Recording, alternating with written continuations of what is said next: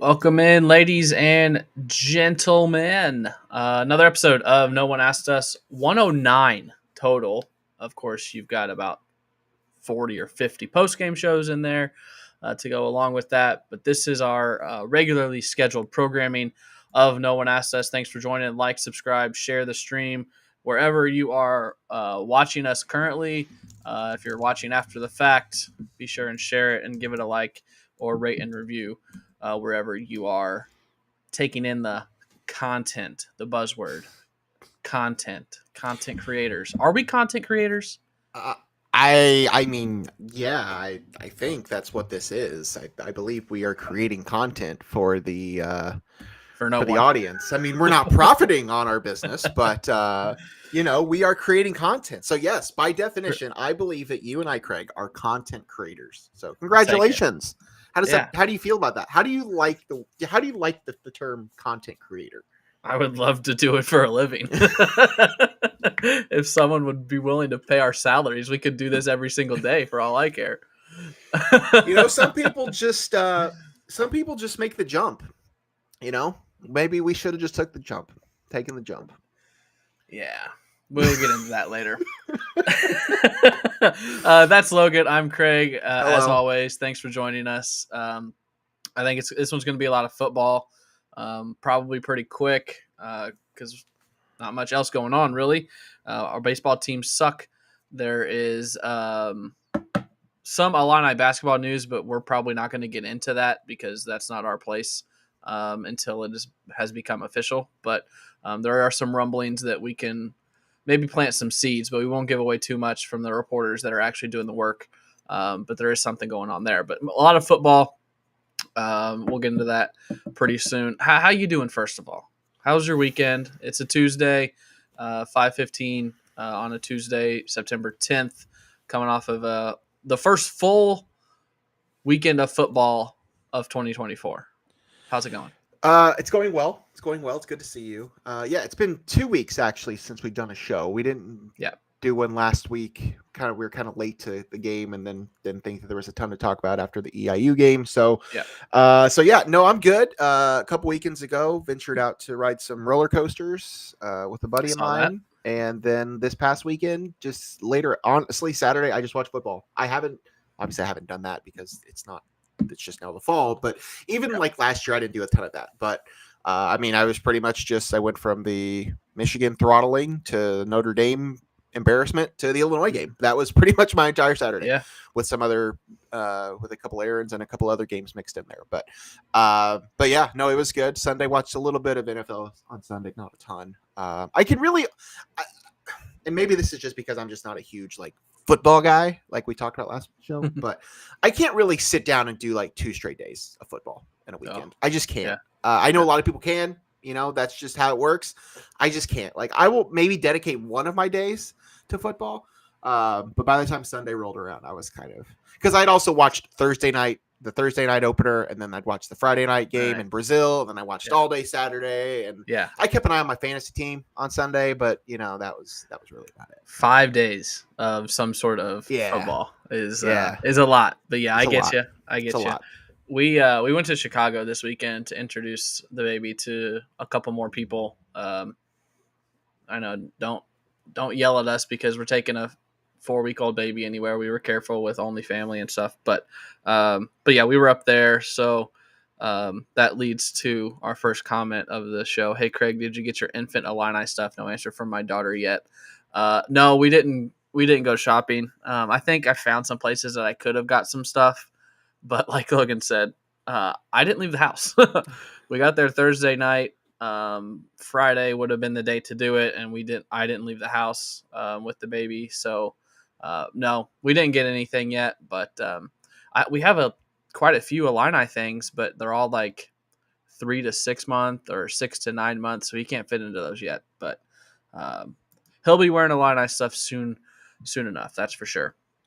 But like Logan, I was also just in Chicago on the couch watching football the entire time. So it was fun. And then I was back to work yesterday. So I'm back to work, working from home. So I'm still here, but back to work starting yesterday. So life is starting to get somewhat back to a normal schedule and whatnot. But let's get into it. Don't bear anything. Illinois comes back 10 points in the fourth quarter to beat Kansas, number 19 Kansas, 23-17. Pretty much completely opposite of what we said this team would be before the Eastern game. The defense won this game, surprisingly. I'm pretty sure I said that Illinois games would be like 45-40 this season, and there was one offensive touchdown scored by Illinois in this game. So I was off on that. Hand up, I was wrong, at least for this one game. But it was a massive win.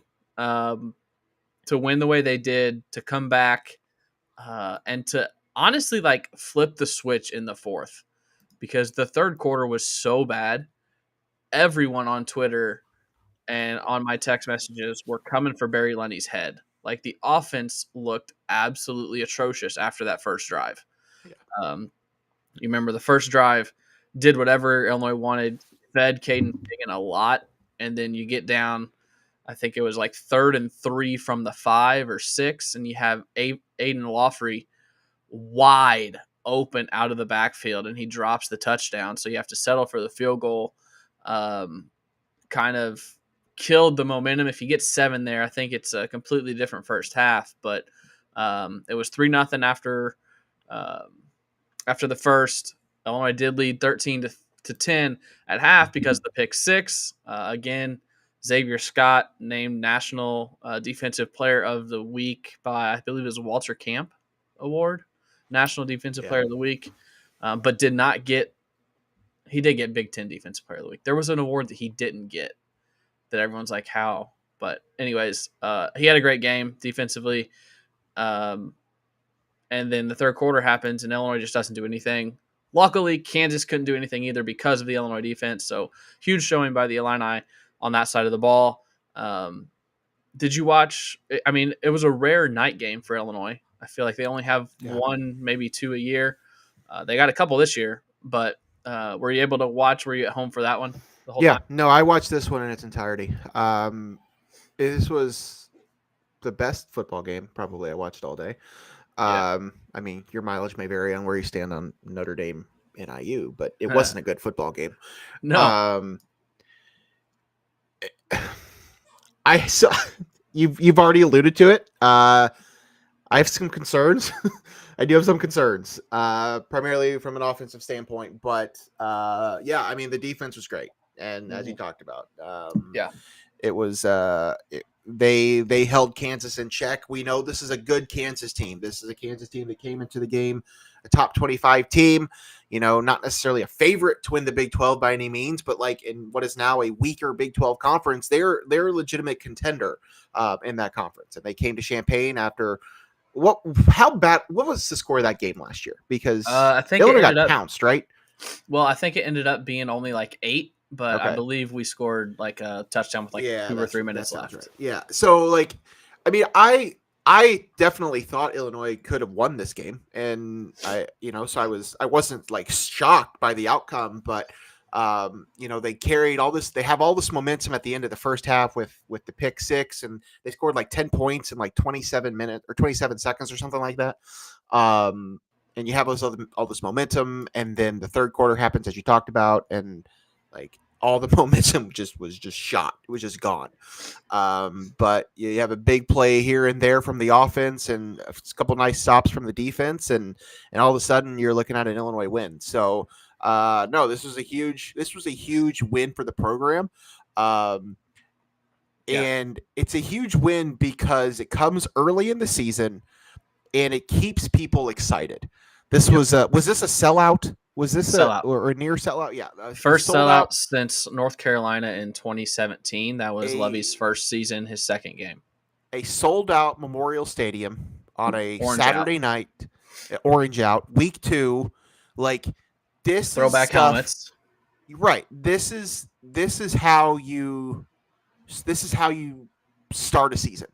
This is like, these are the ways that you should start your season. And now you just have to roll with the momentum. Like we talked about, this schedule, there's certainly some bumps in the middle. We'll talk about that in a little bit. But like, you start the season 2-0, including this win over, again, what was a ranked Kansas team. Like, you gotta ride with this. Like the fans, the locals, the students, everybody has to continue to go out to these games, because that's going to play a huge part in how the rest of the season goes. It's a moment that can propel a program. Yeah, it's because that's go ahead. Friday or Saturday night is not a night that, like, that's not the gold standard, right? You know, beating Kansas in football at home should not be the gold standard, but where the two programs are, that's a huge step for Illinois to get a win like that, because Kansas, like I said, was ranked. You know, Lance Leipold has done a great job. They had a great season last year. I had a future on them to win the Big 12, which could still happen because this was a non-conference loss. They could still win the Big 12, so I still have that. But this should not. What's the saying? This shouldn't be the exception. This should be the norm. Yeah. You know, a sellout on a Saturday night against a good team and Illinois winning, you know. But also, this isn't the gold standard because it should be the norm. And then every once in a while, like later in the year, you know, if Illinois, I don't know when they play Michigan exactly, but say Illinois 6-2 and Michigan comes to town, like, I want a similar thing at noon on a Saturday against Michigan, and I don't want this to just be a one-time thing. And that's now on the team to continue it, because we saw it 2 years ago. This team goes 7-1, starts the season 7-1, has all the momentum, and then they lay an egg against Michigan State, lay an egg against Purdue, and people just it's all it takes. 2 bad losses, and people just count this team out. Last year it was 34-7 with 3.5 minutes left in the third. Kansas was winning. Altmaier had a long run with a minute left, and then he had another run in the fourth to make it 34-23. But it was 34-7 with only a couple minutes left. So they put a drubbing on Illinois last year in Lawrence. Let me do what I did last week. What'd you do last week? There we go. So some stats. We can show stats now on this show. Oh, look at us. So there's this box. There's a box score with the up top with the scoring breakdown. Jalen Daniels, one of the better quarterbacks in the Big 12, looked awful. Yeah. 18 of 32, 3 interceptions, 2 of them by Xavier Scott, 1 by Miles Scott. And then I feel like they stopped giving the ball to Devin Neal. He had 104 yards on only 14 carries, or 101 yards on only 14 carries, but they just wanted to put it in Daniel's hands to let him throw, and it didn't make a whole lot of sense because I feel like Neal had a lot of big chunk runs. Yeah. For Illinois, how much of this passing yardage here, 99 yards from Franklin, 70 yards from Pat Bryant, how much of that was the fourth quarter? I would say 140 of that 190 was probably in the fourth quarter. Yeah, just basically 2 plays alone. Yeah. Yeah. Yeah, probably so. Offensively, not a good showing, especially on the ground. Just there were no holes for these running backs to run through. Caden Fagan did find the end zone on a short touchdown run after a huge Pat Bryant catch. I will ask you the question I asked Twitter. Is Zachary Franklin's one-handed catch the best catch you have seen? Yeah, probably in a college game for sure. That was impressive. Like, that was like, I think whoever was on the broadcast referred to it as Spider-Man. Like, that was Spider-Man-esque. Yeah. Like, yeah. I think it was even his left hand. Left hand, yeah. I don't know. Maybe he's left-handed, but like, that was just, it was just unreal. Like, you just don't see that, especially at the college level. Like, that catch. It just, like, I don't know, man. That was unreal. Like, that was play of the night for sure. And yeah, that was Illinois is not a perfect football team, but they have some talent. They have some weapons on the offensive side of the ball, and what we saw on the defensive side of the ball too. So I think he's a good example of what they have. That was certainly a great get. That was definitely the best college football catch I've ever seen. Trying to find a picture of it, but there's not a good picture. I didn't word my tweet right. I just said the best catch I've ever seen. I meant like of our time, because people are throwing Brandon Lloyd in there, and I'm sure he had them, but that was like he graduated in 2002. So that's a little bit before like I really got into the weeds with Illinois football. It's definitely the best catch I've seen since I really got into it in 05, 06. I saw some Casey Washington from last year. He had some big catches, but I wouldn't necessarily call them like great catches, you know. So definitely, I think the best one I saw. For some reason, I have a memory of, I want to say it was it Mikey Dudek? Somebody had. I just remember there being some catch that sticks out in my mind. I don't even remember what it was or obviously who it was. So I certainly can't say that it was better than what I witnessed on Saturday. But yeah, no, that was an incredible grab for sure. Anything else from the game specifically? No, I mean, are you okay with the field storming? I wonder if you're going to bring that up. Initially, my instant reaction was no.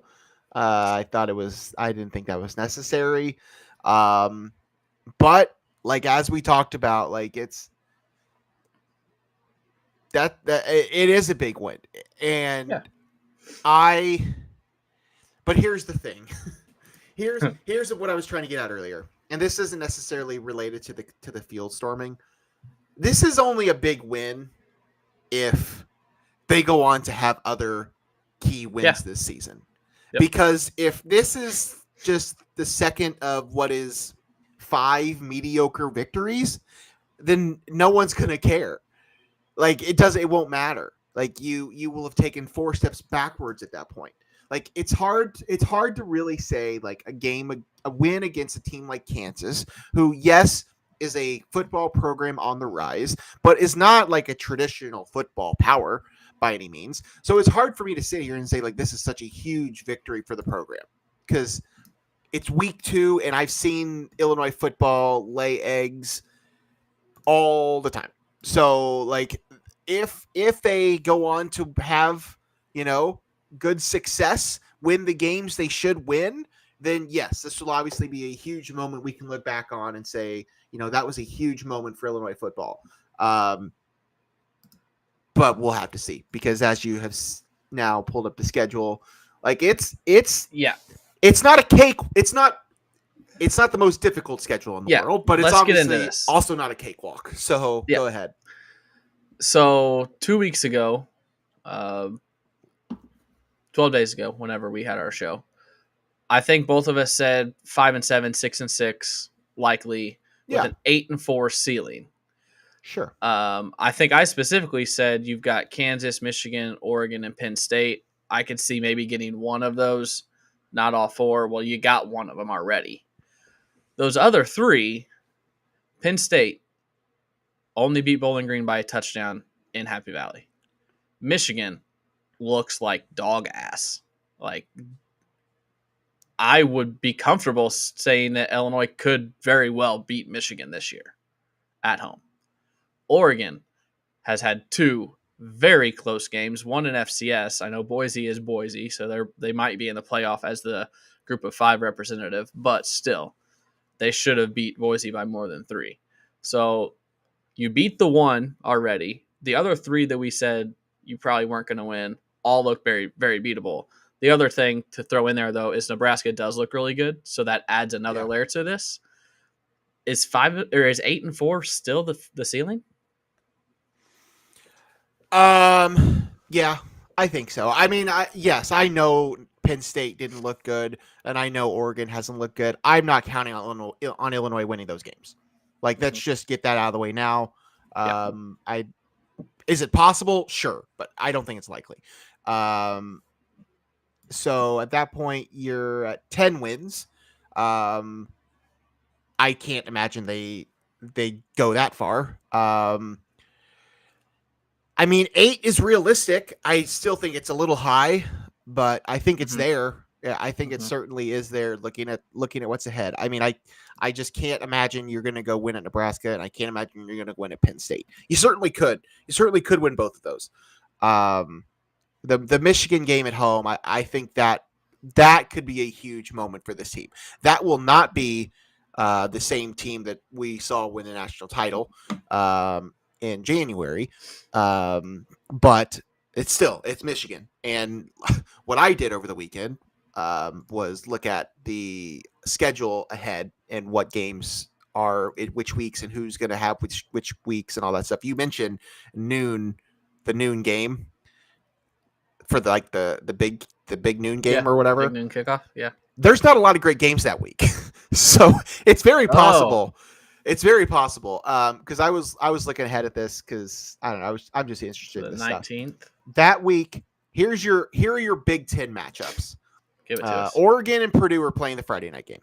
No. Then you have Illinois, Michigan. Okay. You have USC at Maryland. Okay. You have Iowa at Michigan State. You have Nebraska at Indiana, Wisconsin at Northwestern, and UCLA at Rutgers.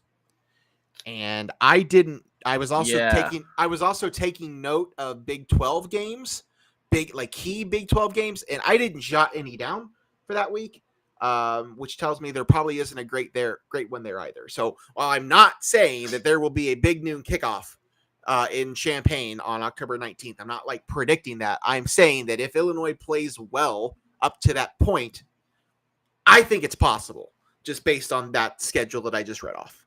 So someone would have to check on Robert Rosenthal because he has had this game circled against Michigan for years because it's the 100-year anniversary of Red Grange running all over Michigan at Memorial Stadium, the 100th year of Memorial Stadium.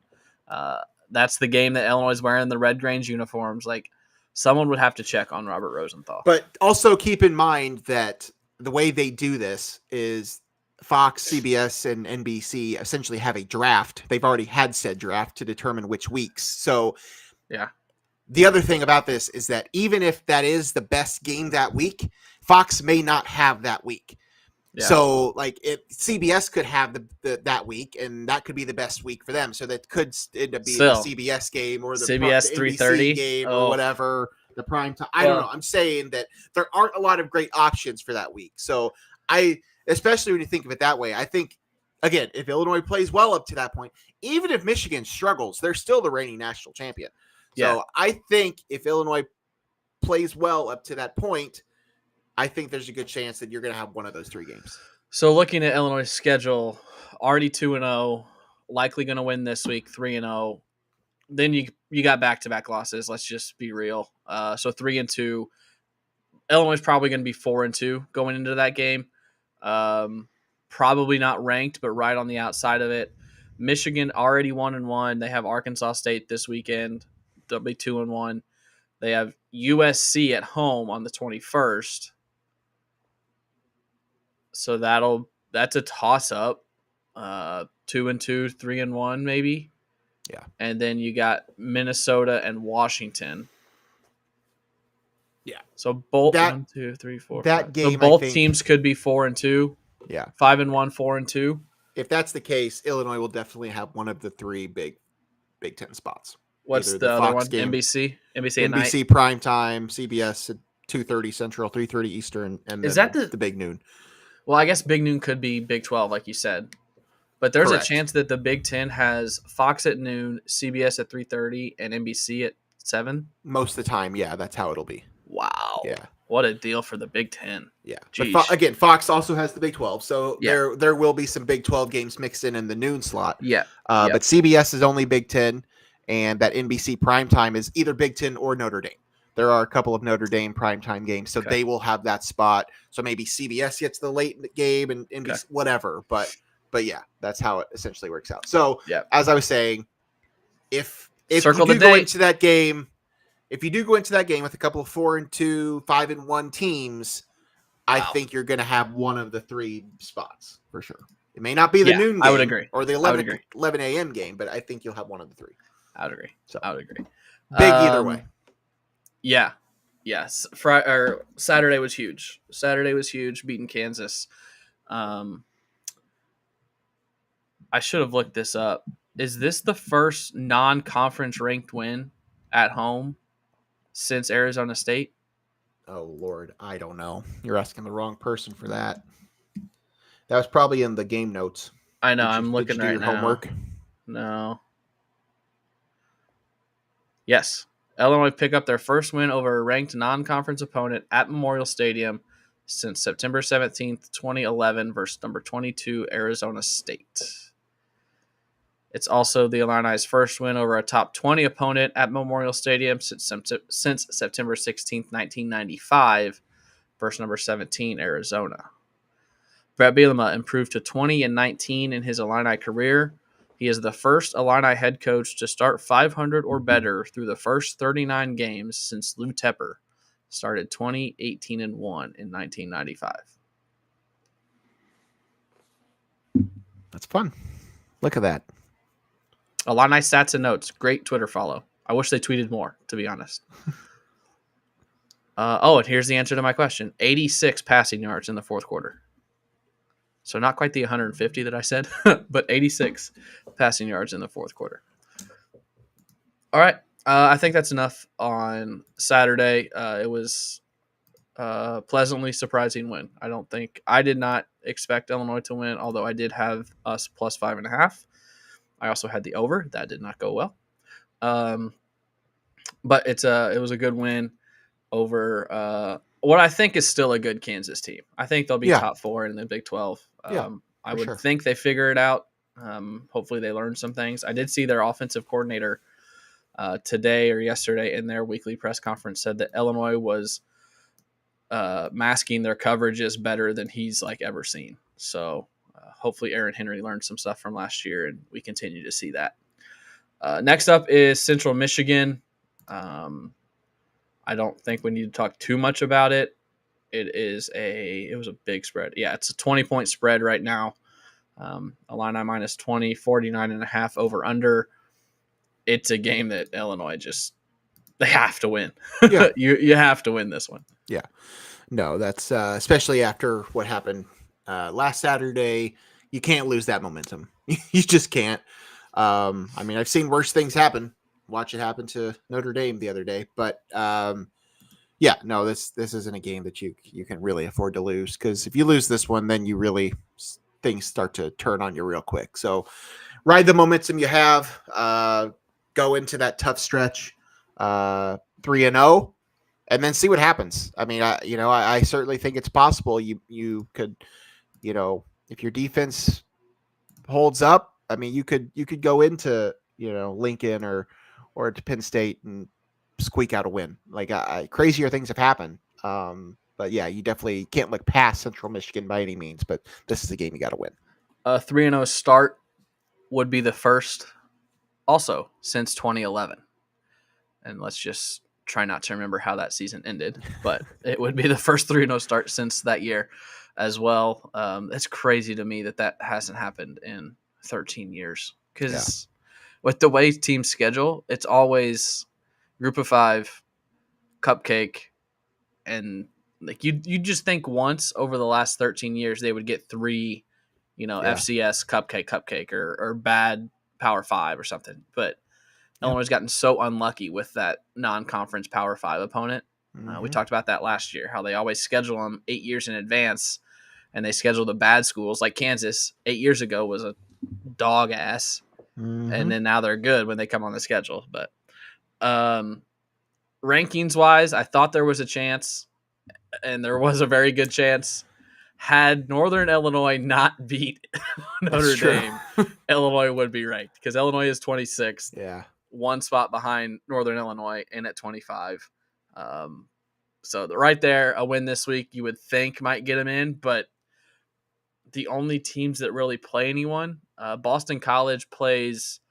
I want to know. Clemson, I want to know truly how this is possible. I really do. How is Illinois number 26? What do you mean? They just beat the top 20 team. who immediately then fell out of the top 25.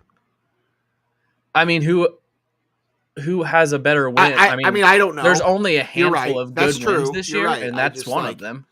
It just kind of baffles me that I get it. Rosenthal tweeted the same thing. He said after Illinois beat Arizona State in 2011, they jumped from getting 0 votes into the top 25 just because it's early season. So a big win early in the season, you're going to get votes. You're going to catch everybody's eye. So I think that's what happens. I don't think Northern Illinois should be ranked just because they beat Notre Dame.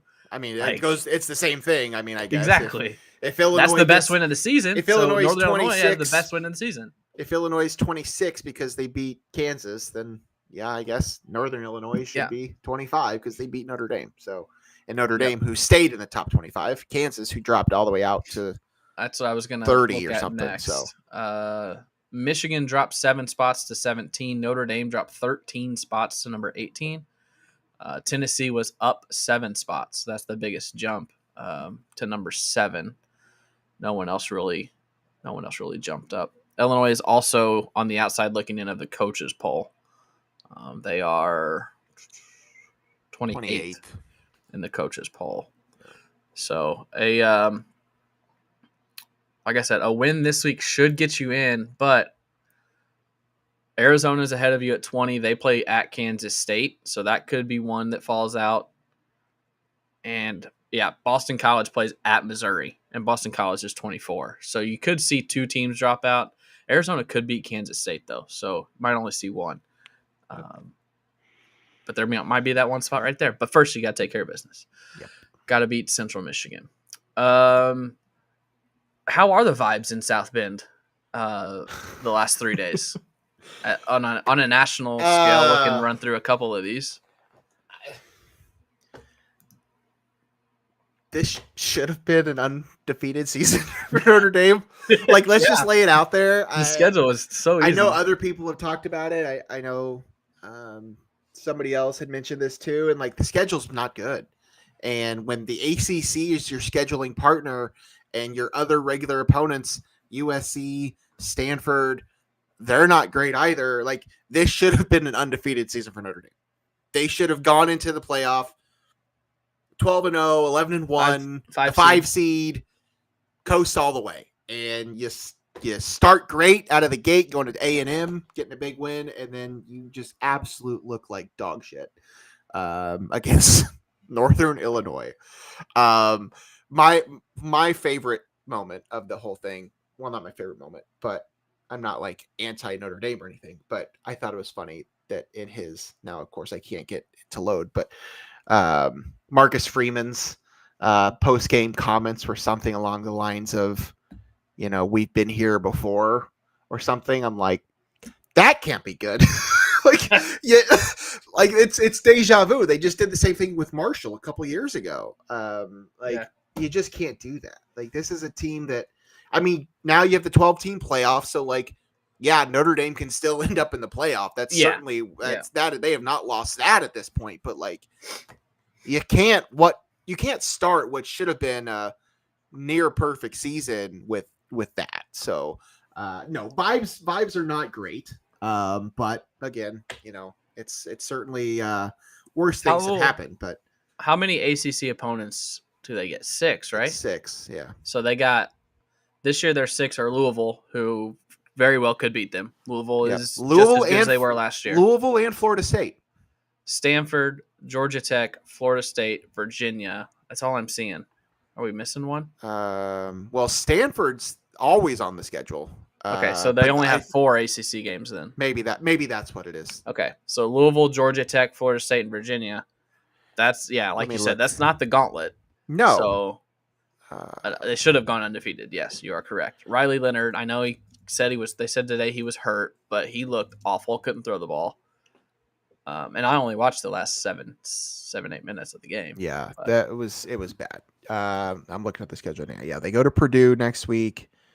So yeah, you're probably right. Just the 1, 2, 3, 4, 5 ACC games, and then USC. They're going to lose at least Army. 1, maybe 2 more. If they have 3 losses, I don't know that they're in the playoffs. No. They can't get in with 3 losses for sure. Yeah, they can maybe get in with 2, but The other big game of the weekend, obviously Texas at Michigan, and Texas looked as dominant as I've seen a college football team look.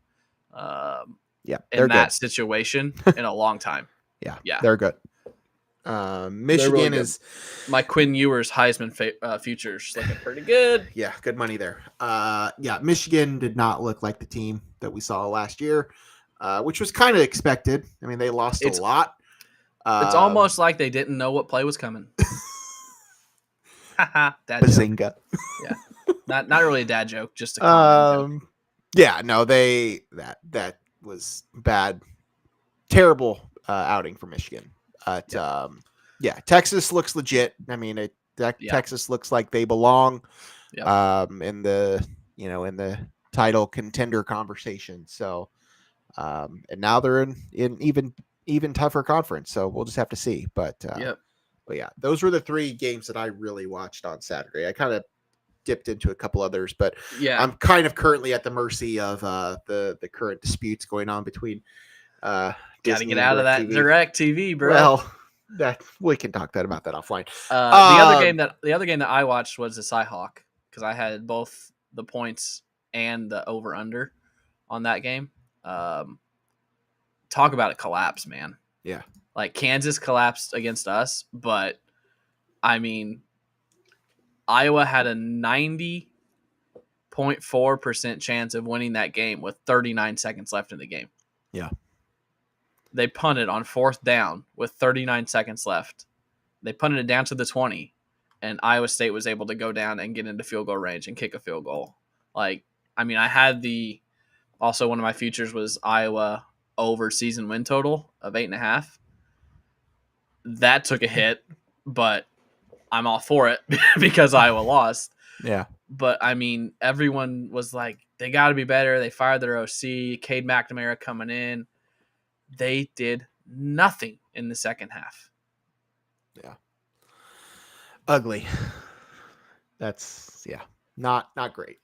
Not great. I think that's it from the national stuff, though. Speaking of national stuff, had a pretty good weekend in the gambling sphere. Yeah? I don't know if you saw my tweet. Let's talk about it. I was, where'd we go?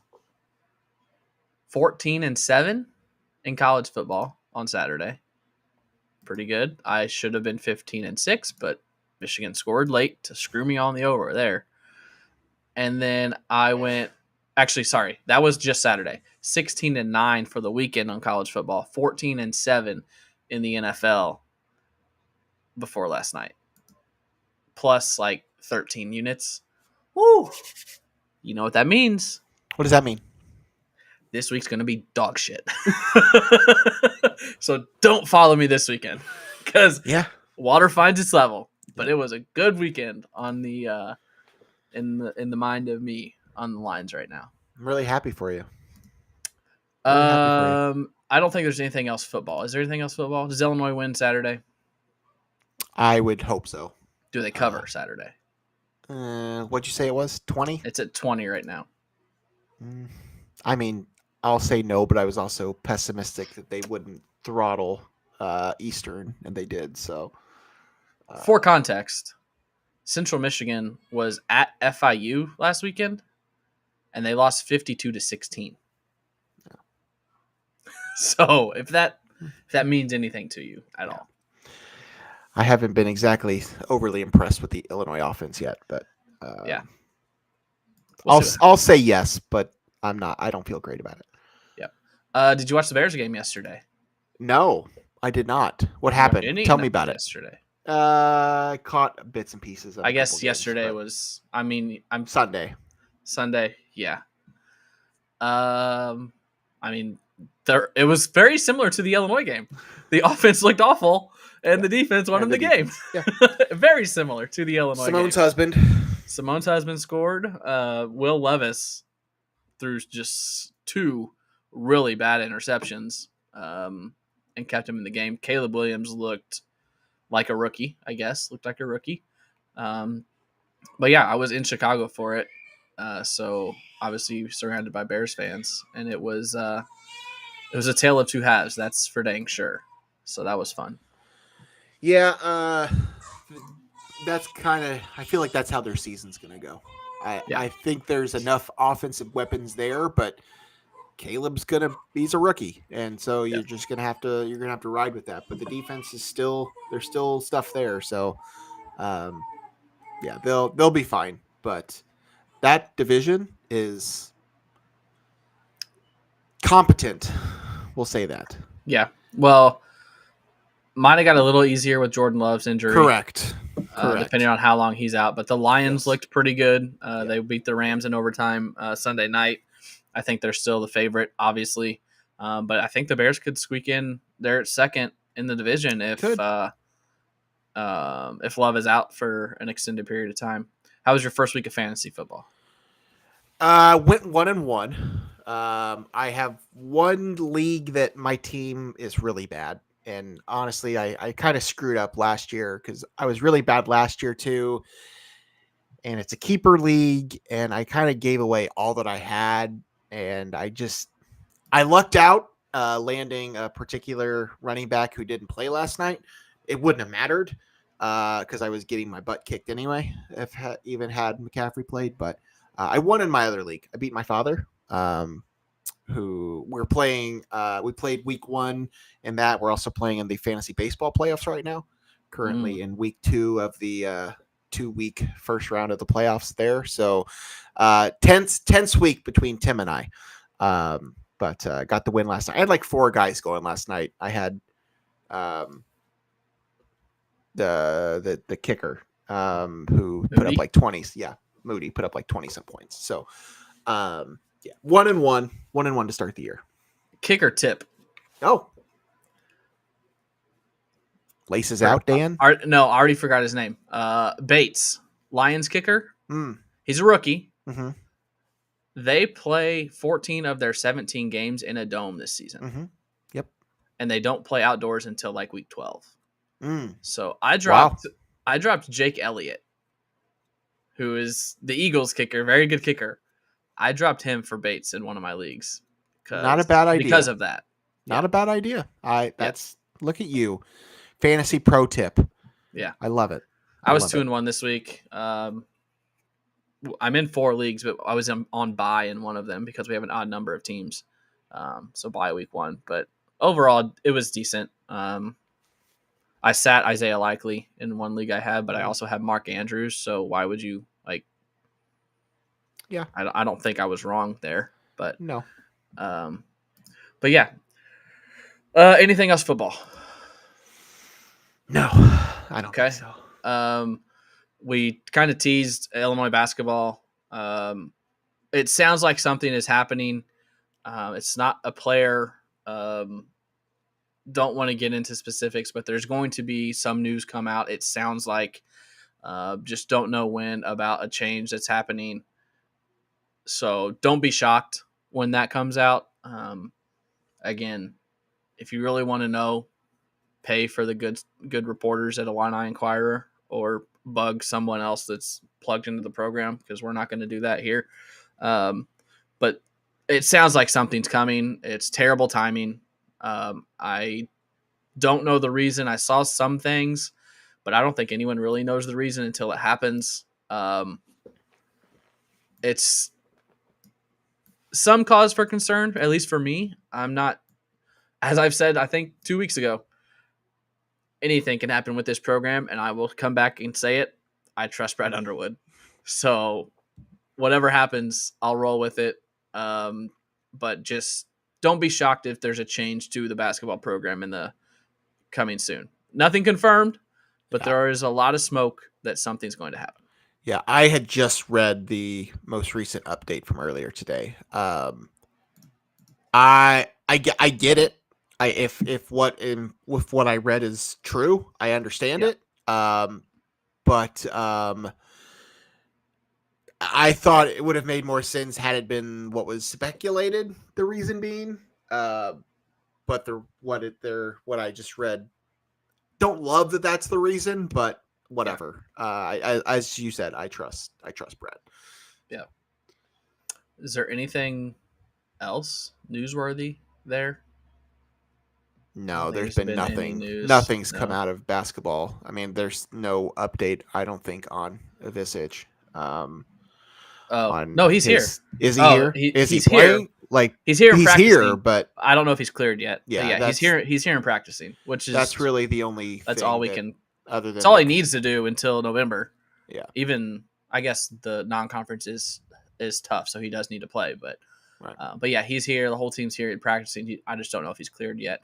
It's not Illini like current, but did you see the team the Bulls are putting together? Yes.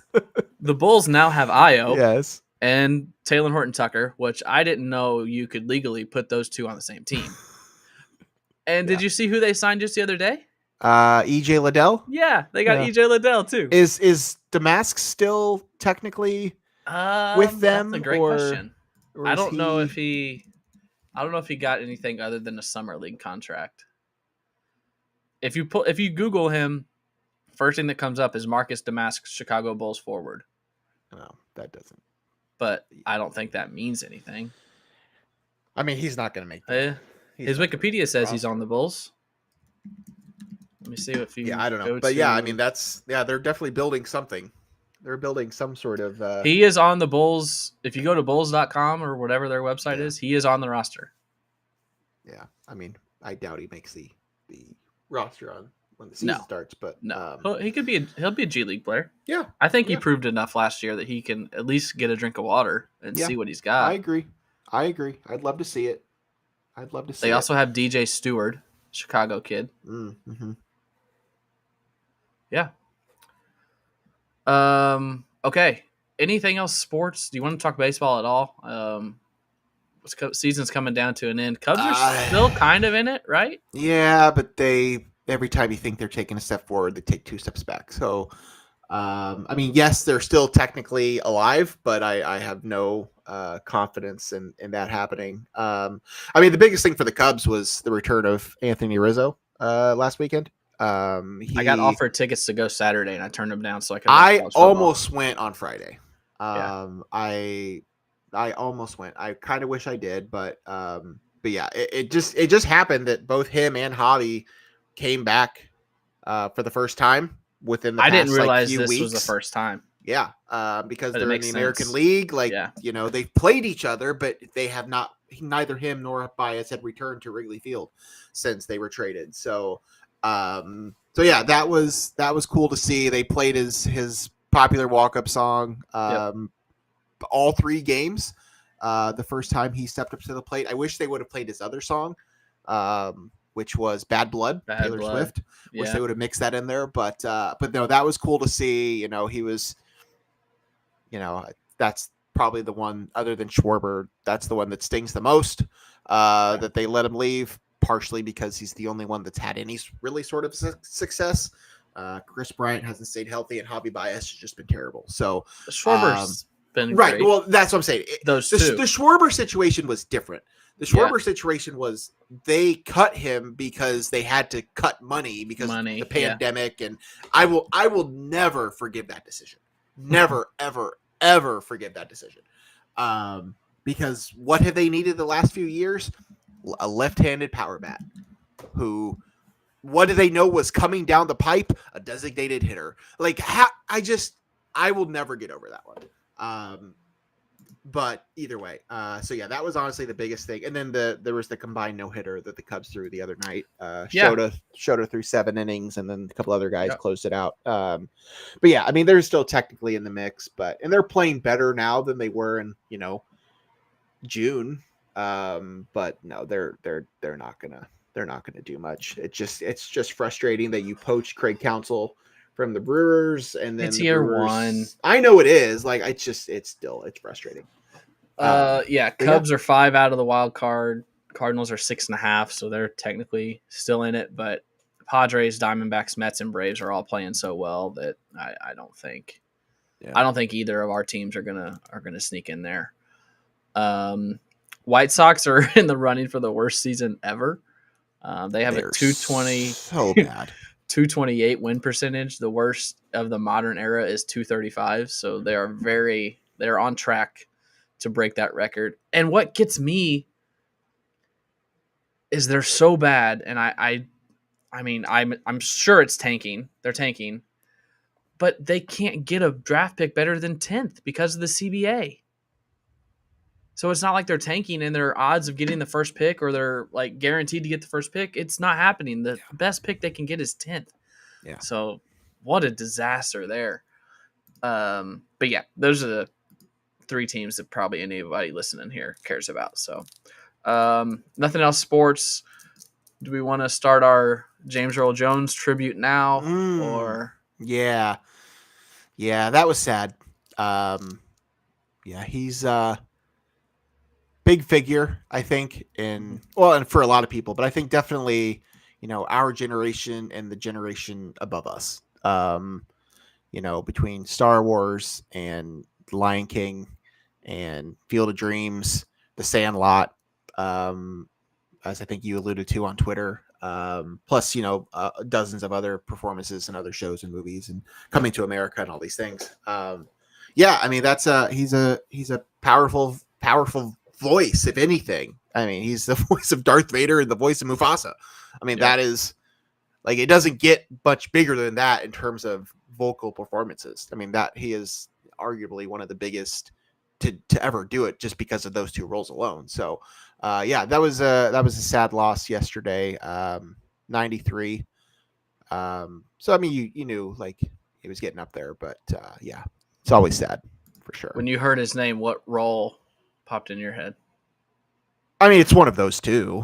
Yeah. I mean, it's for me, it's probably The Lion King, but like I still like, I can't not associate him as Darth Vader. But I also think of Field of Dreams. Probably, I know you mentioned The Sandlot, and I obviously know him from The Sandlot too, but I think of him more from Field of Dreams than I do The Sandlot. Yeah. But yeah, I mean, it's definitely one of those 2, Lion King or Star Wars. Both were big parts of my life. Wasn't there something else like entertainment related that you tweeted about recently? There's the Marvel Spider-Man stuff last night. That got community noted. This is not accurate information. What did? Sony reportedly scrapped most of Beyond the Spider-Verse for creative reasons. The film is unlikely to release before 2027. I can't even load Twitter right now. Noted. I can't even load Twitter. So that's I feel like there was something else before the James Earl Jones stuff that you tweeted about entertainment. Well, there was the Spider-Verse thing last night, and then there was also the they announced that you took a big break from Twitter. I don't tweet as much anymore. I just don't. I am still on it. I still scroll and I still see things, but I don't tweet it nearly as much. Yeah. I think my things definitely get buried now. I don't get nearly. I'm not saying like ooh, woe is me, but I just don't get nearly the interactions that I used to. I think that's just the algorithm. I just got to be seeing it, and I'm not going to pay to have my tweets seen by more people. So like it is what it is. But you got to pay for the premium plus or whatever to get any traction anymore, unless you quote tweet Zachary Franklin catch, or you tweet about the College World Series. What did it end up with? 92,000 impressions or 92,000 views. Little bit of just transparency and honesty. I started a burner account. No. I have notifications turned on for you. Oh, because of your Ben Hummerkaus tweet that blew up. I didn't see that. I had no idea for several days about this tweet that you had that like had millions of views or whatever. Yeah. And then we were talking about it. I'm like, oh wow, I kind of feel bad that I didn't see that. So since then I've had you turned on. I don't know why. I haven't gone in there to turn it off. Oh, that's scary.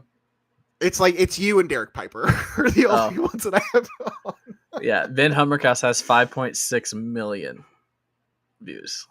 Yeah. That's crazy. I didn't see it. I hadn't seen it for several days. So yeah, no, I don't know what tweet you were talking about. I was just talking about the Spider-Man 4 and then the Across the Spider-Verse both the other night. But yeah. No, I think that's it. I can't think of anything else. Can you? Unless we want to get into Tyreek Hill. Big Brother. Oh yeah, Big Brother. Let's see. I watched yesterday.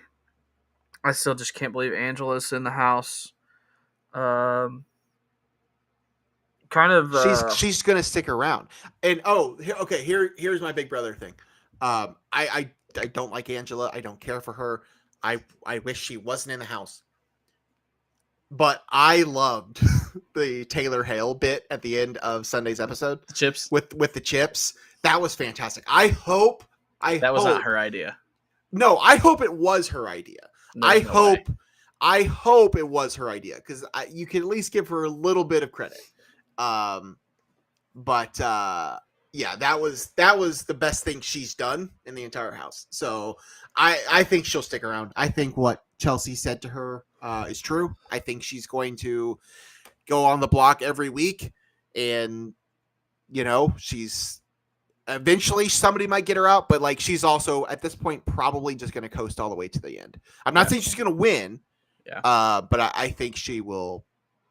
I say that now and watch she leaves this week, but no, I think she'll go all the way to the end or at least close to it because she's not a threat and she's a bigger target and everybody thinks of her that way. So see if we can get an updated odds here real quick.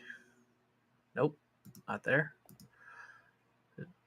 This has Joseph as plus 300. That's not true. Not updated. No. So, initially, like the first 2 or 3 episodes, I was like, oh my God, these people suck again, blah, blah, blah. But I actually don't mind them. I think most of them are pretty good. This has been one of the better, most entertaining seasons I think I've seen in a while. Not saying they're like all great players or anything. But I think this has been, and credit where it's due, like Angela, as frustrating as she has been entertainment. And, Tucker was entertainment. Yeah. So I think that from an entertainment standpoint, I think it has been better than what we've seen in the past. Have you ever thought about applying? Oh, yeah, every year, but I never do it. I have several people that tell me every year I need to do it. My brother did once. Cameron did. Oh, really? Yeah. But no, I've never done it. I've definitely thought about it. I don't know. I think I was saying this to somebody, I think with my mom last night. Here we go. Oh, you have the odds? Yep. Okay. Before you even tell me what those are, ahead. I have 2 players that I think are playing the best game. Okay. And I think they are strategically speaking in a very good spot. I don't know where they are in these odds, but I think the 2 at the top for me would be Chelsea and T-Core. I got 2 and 3. I think they are both running their respective sides of the house, and they are also working together. I don't think they have like a final 2, but they are working together. They have agreed to not put each other on the block. So and they're kind of controlling their own side. So they're not 1. So you said those are 2 and 3? Yeah. So somebody is ahead of them. This says the date is, I don't know. It's right, but it has Joseph on here. I don't know who would be ahead of them. They've got Chelsea at plus 250, T-Core at plus 300 or 350. They've got McKinsey at plus 150. She has shot up my list. She started high and then she kind of dipped way down. I don't think she was doing much of anything, but I can see it. I'd probably put her 3rd if I was going to rank them. I think she's also in a fairly good spot because she has won some things, but I think because she's also won some things, she's probably put a bigger target on her back than she probably wants. I feel like after the first week, was his name Matt? Yeah. After she was so close with Matt and he got voted out, so like by association, people kind of had a target on her. I feel like she's gotten away from that and she's starting to build more relationships. Like she's got a good group now that helped with the Tucker vote. Yep. That has her back.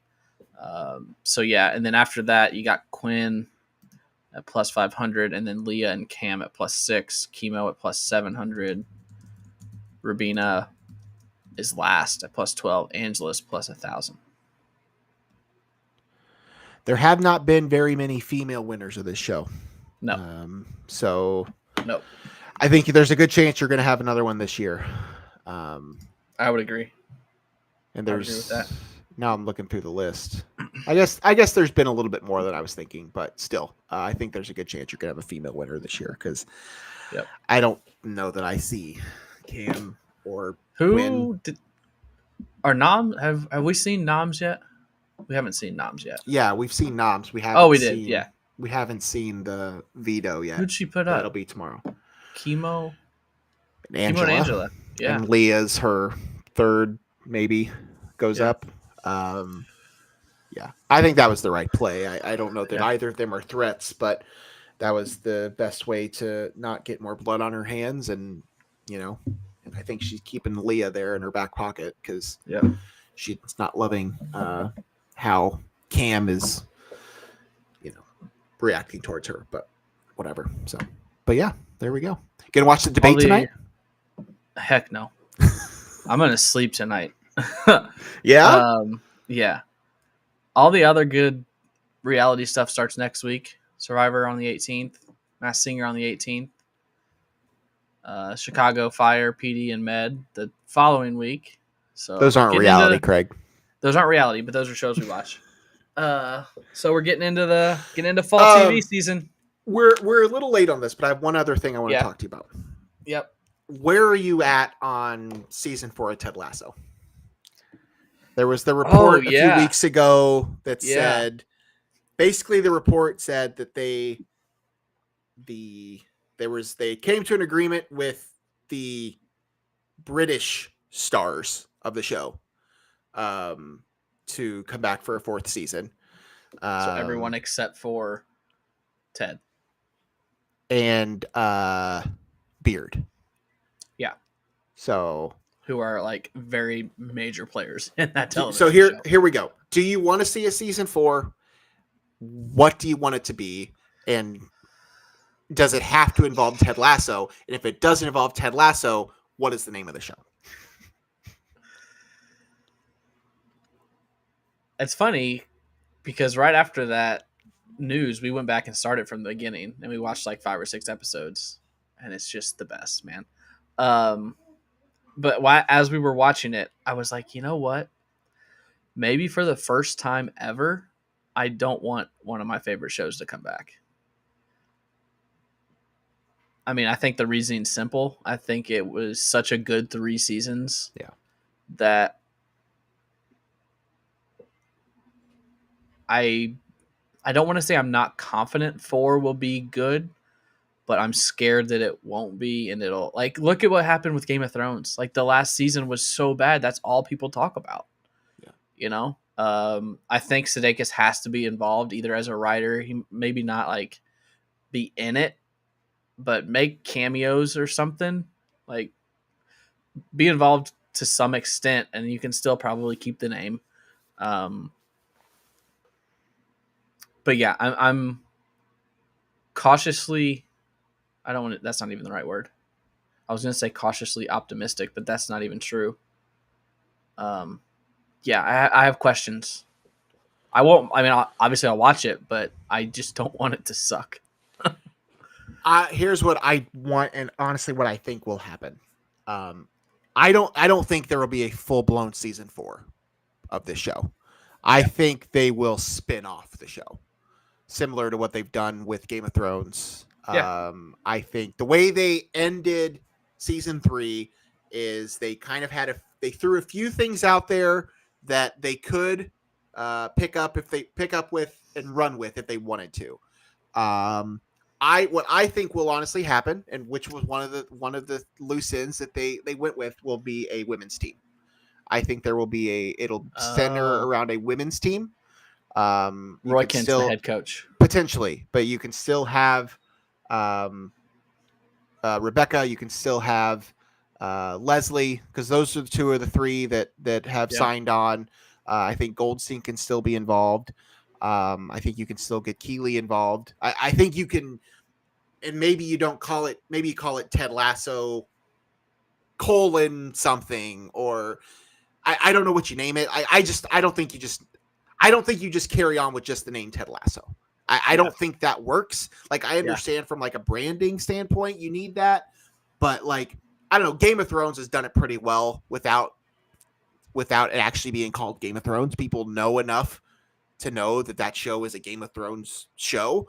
So if they do it right, they can do it. The problem with this is that it's Apple, and Apple doesn't know how to do anything when it comes to a streaming service. They got super lucky with this show. Like they've had some success. Like, this was a good show. Severance is a good show. Shrinking's a good show. Like, they've had good shows, but when it comes to marketing their product and all these other things, that's where I don't trust them.